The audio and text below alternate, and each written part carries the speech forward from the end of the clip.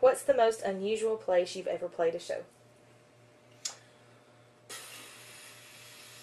Okay, the most unusual place, I guess. Well, I mean, I played a lot of unusual places. People's backyards, pool parties, corners of bars next to the stairs. But I did the grand opening of the McDonald's in Sheffield, Alabama on, I'm not sure if it's called Mitchell Boulevard as you come into Sheffield on O'Neill Bridge or Jackson Highway at that point. But it was in the 80s, and I was in a band called J.J. Smith and Company, and we did the grand opening at the McDonald's, and we had an RV parked outside, and I mean a stage built right in front of it, so we walked out of the RV onto the stage. It was kind of country, to say the least, but that's probably one of the most unusual ones that stick out to me. In what ways does the place where you live affect the music you create or your taste in music? Wow, well, the place where I live is Muscle Shoals, Alabama, and that's where the best music in the world comes from, first and foremost, so you got that to feed from. And then the people I'm around. You know, I write our situations and what we go through here. You know, I mean, I try to give it broad appeal, so where people in New Jersey or New York or Washington State or anywhere on the West Coast or even in Kenya, for that matter, can relate to what I go through. But I think just having the southern, just growing up, the southern way, the way we do it down south, I think the people around me have shaped, definitely helped shape how I sound. As you create more music, do you find yourself getting more or less interested in seeking out and listening to new music made by other people, and why do you think that is? Ask that question one more time. Let me grasp a hold of that. As you create more music, do you find yourself getting more or less interested in seeking out and listening to new music made by other people, and why do you think that is? You know, I don't know. The only thing the reason for me can think they would affect each other is just because of time. You know, it's like if you're creating and you're doing a project, then you may not have time to listen to outside music, or sometimes I've been at work all day playing music for 8 hours in the studio. I played a 4-hour gig. I may want to turn the radio off and have silence, but I think you have to listen to other music in order to draw inspiration. So, as I've said before, I've really grown musically from everything I've listened to, good or bad, and I really like all genres of music. I have a huge variety, very eclectic taste in music. But I don't know that they directly affect each other. Name a band or musician, past or present, who you flat out love and think more people should be listening to, and what's one of your all-time favorite recordings by that band?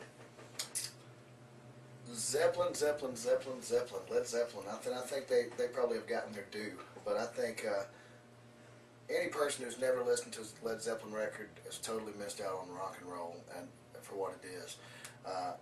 And I think two of my favorite, and again, I'm just off the top of my head because I love so much, but Going to California and Moby Dick are two of my favorite Zeppelin recordings. What's the saddest song you've ever heard? The saddest song I've ever heard, wow.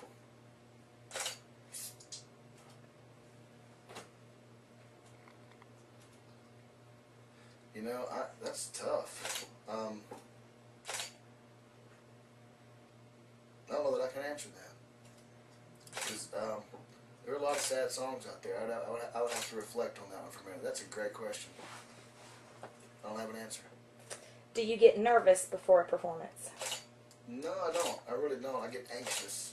I get adrenaline. It's almost like a drug in a way. Right? 5 minutes before the show, you kind of get a little charged. And it doesn't matter how bad I feel, unless I'm physically unable to perform, I feel great as long as the crowd is into it, as long as the show is going well. It can get me through anything. So I feel charged. What was the question? Do you get nervous? Yeah, that's what I thought. I don't get nervous, I get charged. I also get dumbfounded sometimes and totally go off in space, but no, I don't get nervous before shows. Okay, last question. How do you write your lyrics? Does the lyrics come first, or does the music come first? there are so many ways. You know, the old saying, "There's 100 ways to skin a cat." I mean, most of the time, I would say that I hum out a melody and map out at least the structure of the song, verse, chorus, verse, you know, whatever it's going to be for that particular song, and then after I kind of hum out what the melody would be, like Unbroken Ground would have been.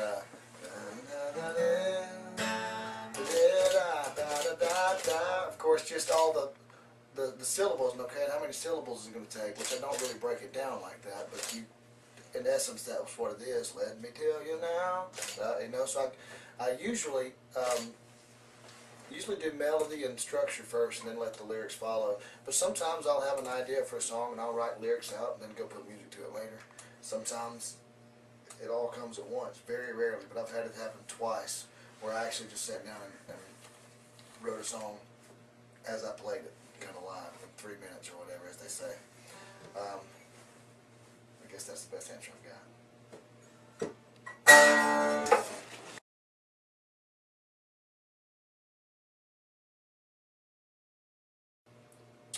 Just to let all you guys know, I am still making music daily. There has been some talks with a couple of record labels. I'm very excited about that. I'm planning to have an answer with one of those labels by the end of the summer, maybe early fall. The magic question is, when is there going to be a CD out? I actually have 2 physical products right now, and we're about to dump that online, and you'll be able to start seeing some stuff from me on Bandbox.